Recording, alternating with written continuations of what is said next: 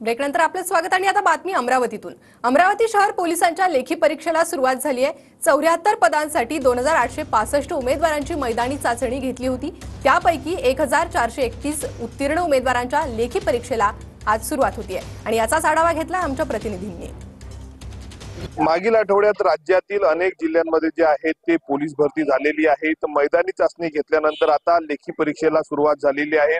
अमरावती शहर पोलीससाठी जे आहे जर आपण पाहिलं तर 74 जागांसाठी आधी मैदानी चाचणी घेण्यात आली होती आणि मैदानी चाचणीमध्ये उत्तीर्ण झालेल्या विद्यार्थ्यांची आज लेखी परीक्षा आहे। आणि आपण या ठिकाणी बघू शकतो अमरावतीच्या विद्याभारती महाविद्यालयामध्ये जर आपण पाहिलं तर लेखी परीक्षेला जे आहे ते 11 वाजता सुरुवात होणार आहे। त्याच पूर्वसंध्येला विद्यार्थी आलेले आणि विद्यार्थ्यांची तपासणी जी आहे ते या ठिकाणी केली जात आहे।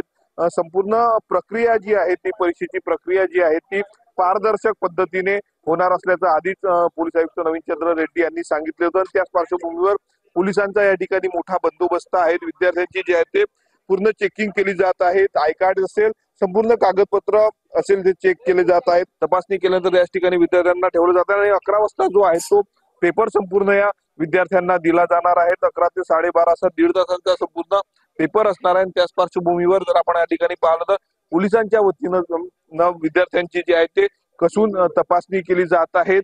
आपण बघू शकतो मोठ्या प्रमाणावर राज्याच्या कानाकोपऱ्यातून विद्यार्थी जे आहेत ते अमरावतीमध्ये परीक्षेसाठी दाखल झालेले आहेत। स्वप्नील उमाप, TV9 मराठी, अमरावती।